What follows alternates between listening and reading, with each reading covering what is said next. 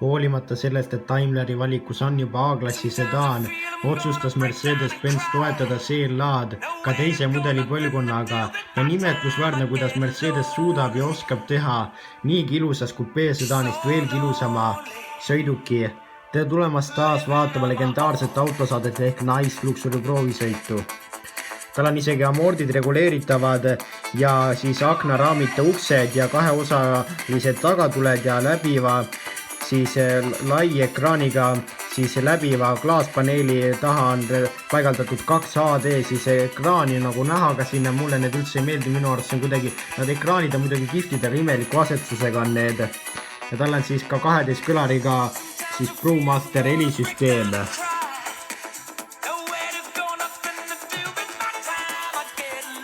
Ja sees on siis muidugi soojendusega, roolsoojendusega esiistmed ja ka jahutusega siis istmed ja Energing pakett muudab siis mugavussüsteemi, näiteks siis valgustust ja massaaži funktsiooni võib teile panna, et teil oleks autosse mugavam autost väljuda, kui teil seal siseneda oli. Ja ekraani saab siis žestide abil puud vabalt siis juhtida ja ümbrus saab video abile siis jälgida või siis staatilise pildi auto siis teha teile ümbrusest. Tal on juhtmevaba telefonilaadja ka muidugi.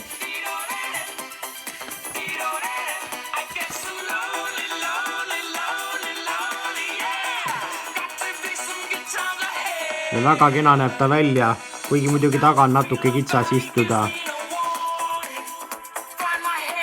Ja tal on siis digitaalne sõidukivõti nutitelefonis ja ka siis liiklusohud on hästi turvaline auto ja ta suudab siis ise pidurdada muidugi, kui selleks siis vajadus on ja ta näitab teile siis ohud ära ka siis nendel ekraanidel ja multibeam LED esituled on tal, et teil oleks eriti turvaline.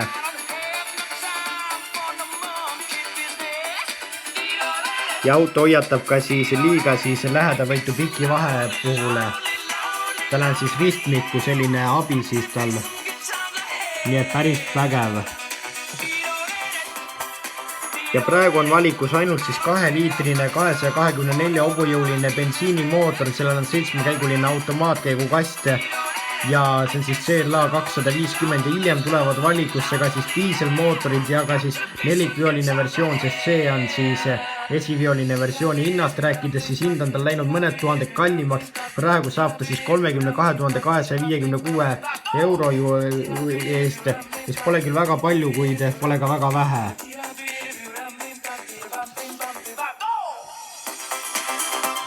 Mina olen väga õnnelik selle üle, et ikkagi CLA sai välja teise põlvkonna, sellepärast et kõik peavad nägema lihtsalt seda teist põlvkonda ja ostma selle, sest et nii ilus auto nagu oli esimene põlvkond oli teada, et see saab ainult ilusamaks minna ja saigi, ta läks veelgi ilusamaks ja väga tore, et Mercedes ikkagi ta ära tegi, aga kindlasti ei pruugi ta võib-olla teha kolmandat põlvkonda, kui on nii palju juba sarnaseid autosi olemas, nii et kui te tahate seda autot, on ainus ja õige aeg minna ja osta ta praegu nüüd.